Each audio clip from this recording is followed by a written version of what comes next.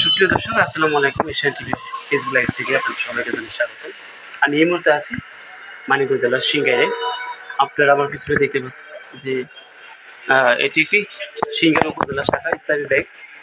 এই ইসলামী ব্যাংক রাত আনুমানিক 2টার দিকে অগ্নিকাণ্ডের ঘটনা ঘটে।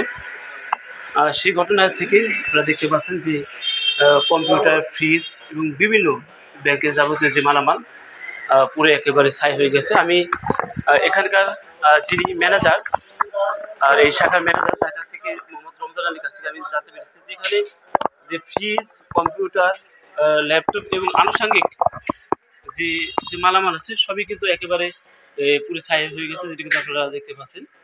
যে আপনাদের আরো একটু যদি দেখাই এই পাশটা,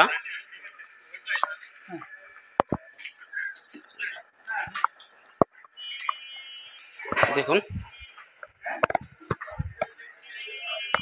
আমি এখানকার ম্যানেজার যিনি, তার সাথে কথা বলে আমি আরো জানতে পেরেছি যে প্রায় আনুমানিক 35 লক্ষ টাকার মতো তাদের ক্ষতি হয়।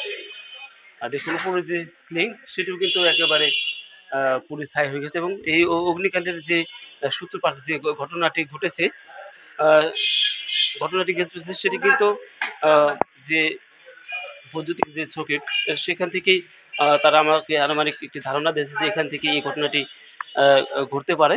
তবে এ বিষয়ে আমি তাদের সাথে কথা বলতেছি এবং তারা আমাকে জানিয়েছে যে ভাই আসলে এই এই বিষয়ে আমি আমাদের যে ঊর্ধ্বতন কর্মকর্তা আছে তাদের সাথে কথা বলে তারা আমাকে জানাবেন এবং তারা কথা বলবেন।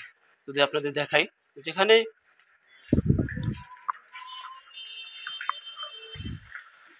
যে রাত 2টার দিকে যে অগ্নিকাণ্ডের ঘটনাটি ঘটেছে, সে ঘটনা কিন্তু এখানে ফায়ার সার্ভিসের লোকজন এবং পুলিশের টিম সকলে কিন্তু এসে কিন্তু সেই অগ্নিকাণ্ড সে নিয়ন্ত্রণে কিন্তু আনা কিন্তু চেষ্টা করেছে এবং শেষে কিন্তু তারা সফল হয়েছে, যেটা কিন্তু আমরা দেখতে পাচ্ছি। কিন্তু ততক্ষণে কিন্তু তারা কিন্তু বেশ ক্ষতির সম্মুখীন হয়েছে।